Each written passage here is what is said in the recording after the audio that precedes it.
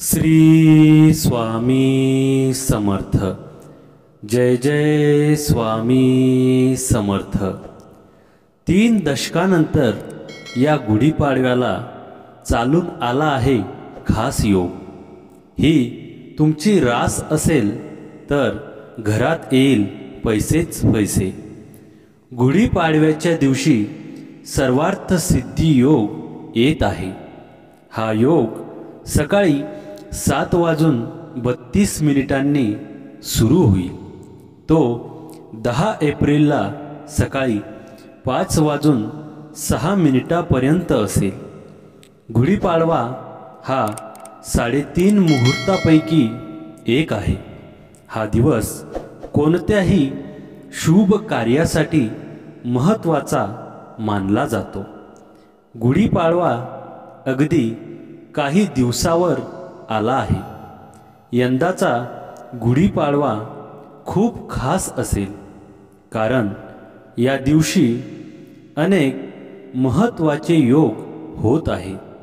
या योगामुळे काही राशींना गुढीपाडवा शुभ फलदायी ठरणार आहे।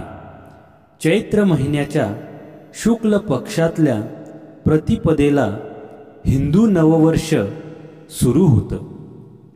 हिंदू पंचांगानुसार विक्रम संवत 2080-81 हे 9 एप्रिल 2024 पासून सुरू होत आहे। या दिवशी गुढीपाडवा आहे।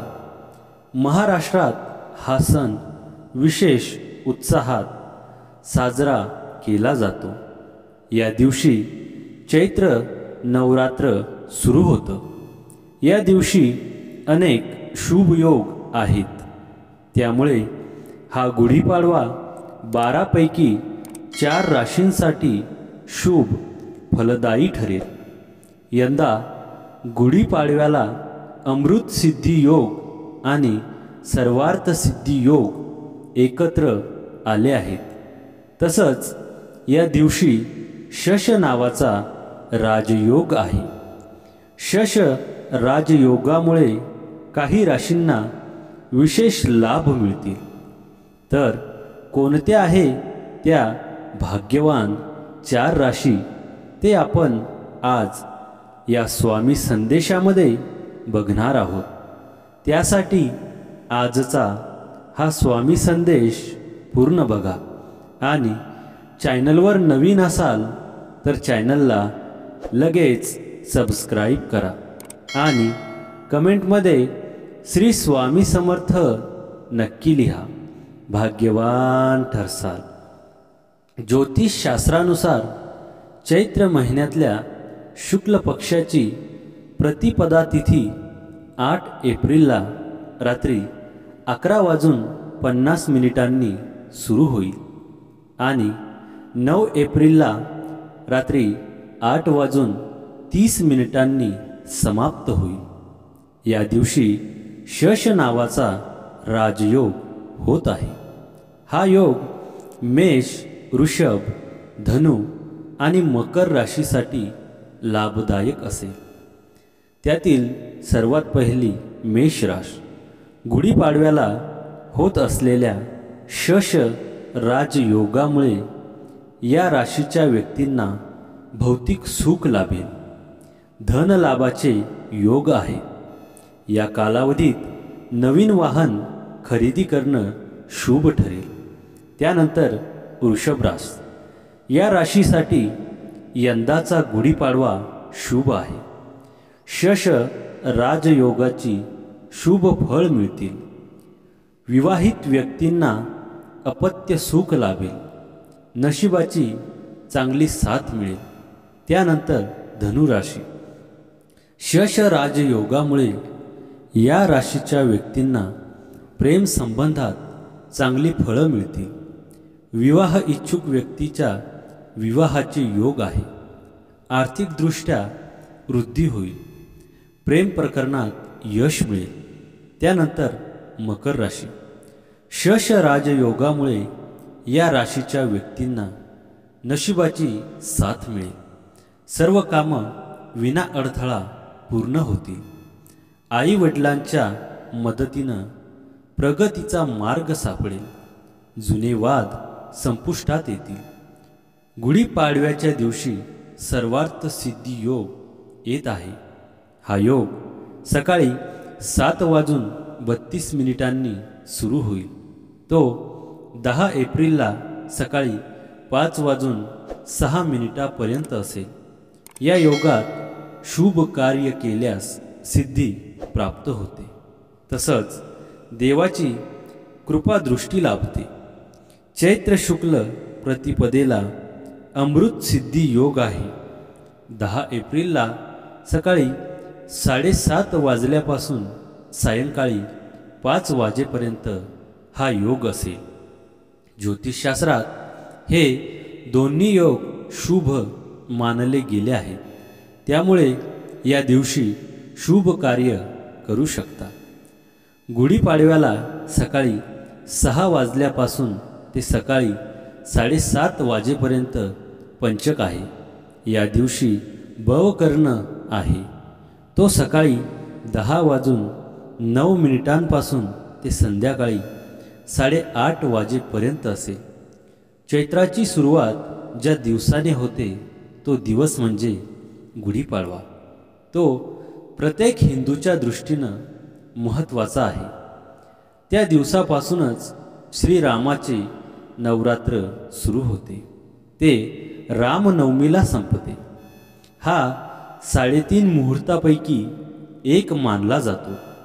गुढीपाडव्याच्या दिवशी सकाळी अभ्यंग स्नान करावे व सूर्योदयापूर्वी गुढी उभी करावी असे मानतात. गुढी उभी करण्याच्या काठीला प्रथम गरम पाण्याने अंघोळ घालावी. तिला हळद चंदनाची सुवासिक द्रव्यांनी प्रसादित करावी. तिच्यावर कोरे कापड, त्याला आपण खण म्हणतो, चाफ्याच्या फुलांची माळ, साखरेच्या गाठी, कडुनिंब या सर्व समवेत गडू बांधावा व अशी सजलेली गुढी सूर्योदयापासून सूर्यास्तापूर्वीपर्यंत घरावर डौलाने उभी करावी. हा ब्रह्मध्वज आहे.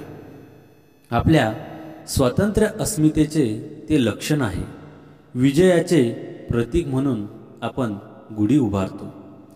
चैत्र शुक्ल पक्षाच्या प्रथम दिवशी म्हणजे पाडव्याला प्रभू राम सपत्नीक आपल्या सर्व दालसमवेत अयोध्येला 14 वर्षाचा वनवास संपवून परत आले होते. त्या रावणावरच्या अतुलनीय विजयाचे कौतुक म्हणून रावणाच्या त्रासातून मुक्त झालेल्यांनी राम आपल्या घरी परत आल्यामुळे आनंदित झालेल्या नगरजनांनी आपल्या आनंदाच्या प्रित्यर्थ गुढ्या उभ्या केल्या. आपली घरेदारे सजवली. सोन्या मानकासारख्या वैभव संपन्न रत्नांनी पूर्ण अयोध्या नगरी सजली होती अशी वर्णने वाचायला मिळतात. आनंदाचे प्रतीक म्हणून आपणही घरादाराला आंब्याची तोरणे बांधतो, फुलांच्या माळांनी घर सजवतो. सकाळी मुखमार्जनानंतर कडुनिंबाची कोवळी पाने, हिंग, ओवा, चिंच या समवेत द्यावी असा प्रघात आहे. कारण कडुनिंब औषधी आहेच, पण रसासमवेत आंबट, तुरट, तिखट यासारखा याचे सेवन आयुर्वेदात महत्त्वाचे मानले आहे. वर्षाच्या सुरुवातीला मागच्या सगळ्या कडू गोष्टी गिळून टाकून मनातील नव्या गोडव्यासह नवीन वर्ष सुरू करा असे तर ही प्रथा सांगत नसेल. कडुनिंबाची पाने अंघोळीच्या पाण्यात टाकून त्या पाण्याने अंघोळ करतात. कारण उन्हाळ्यात होणाऱ्या त्वचा रोगापासून बचाव करण्याचे सामर्थ्यही ह्यात आहे. मुलांनाही इळवणी घालतात, म्हणजे उन्हात पाणी ठेवून त्या पाण्याने मुलांना अंघोळी घालतात. याचाच अर्थ लहान थोरांच्या जीवनशैलीत बदलत्या ऋतुमानानुसार बदल करून निसर्गाच्या जास्तीत जास्त जवळ जाण्याचाच मार्ग या परंपरेत आहे. संध्याकाळी सूर्यास्तापूर्वी गुढी खाली उतरवतात. त्यापूर्वी तिला धने व गूळ यांचा नैवेद्य दाखवतात व त्यावरची साखरेची गाठी मुलीच्या गळ्यात घालतात, तर मुलांना साखरेचे कडे देतात. प्रत्येक घरातील लहान थोरांनी नटून थटून अलंकाराने सुशोभित होऊन गुढ्या उभारायचा दिवस, गोडाधोडाचा दिवस, पंचांग पूजेचा दिवस, संवत्सर फल वाचनाचा दिवस, नवीन खरेदीचा दिवस अन सजलेल्या सालंकृत गृहलक्ष्मीबरोबरच चैत्र पालवीने नटलेल्या या धरतीच्या वसंत आगमनाच्या उत्साहाचा दिवस आपणही दिमाखात साजरा करूया. तर मित्रांनो, आजचा हा स्वामी संदेश आवडला असेल तर व्हिडिओला लाईक करा आणि चॅनलवर नवीन असाल तर चॅनलला लगेच सबस्क्राईब करा आणि कमेंटमध्ये श्री स्वामी समर्थ नक्की लिहा. भाग्यवान ठरसा. श्री स्वामी समर्थ. जय जय स्वामी समर्थ.